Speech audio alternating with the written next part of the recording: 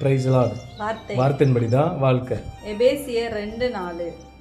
தேவனோ இரக்கத்தில் ஐஸ்வர்யம் உள்ளவராய் நம்மில் அன்பு கூர்ந்த தம்முடைய மிகுந்த அன்பினாலே. ஆமென். இந்த நாளில் இதை பார்த்துட்டு இருக்கிறவங்கள பார்த்து ஆண்டு சொல்லுகிறார், பிதாவுக்கு நமக்கு ஒரு பெரிய கேப் இருந்துச்சு பாருங்கள். அந்த கேப்பை எப்படி ஃபில் பண்ணலாம்னு பிதா யோசிக்கும் பொழுது தம்முடைய சொந்த குமாரனே இந்த பூமிக்கு கொடுத்து நம்ம மேலே அன்பாக இருக்கிறேன்னு சொல்லி அவர் விளங்க பண்ணினார். ஸோ அந்த நாளில் இதை பார்த்துட்டு இருக்கிறவங்கள பார்த்து ஆண்டு என்ன சொல்கிறாருன்னா, எல்லாருடைய அன்பை காட்டிலும் இயேசு கிறிஸ்துவனுடைய அன்பு நமக்கு கடைசி வரை கிடைக்கும். ஆமீன். ஒரு நாள் நம்ம கூட உள்ளவங்களுடைய அன்பு நம்மளை விட்டு எடுத்து போடப்படும்.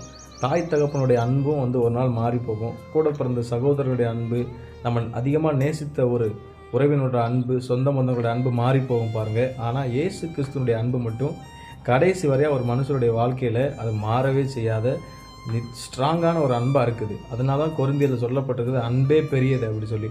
ஸோ இந்த நாளில் யாருடைய அன்புக்காவது நீங்கள் ஏங்கி தவித்து கொண்டிருந்தீங்க அப்படி சொன்னால், மனுஷருடைய அன்பை காட்டிலும் இயேசுடைய அன்பு உங்களுக்காண்டி ஆவலாய் காத்து கொண்டுள்ளது.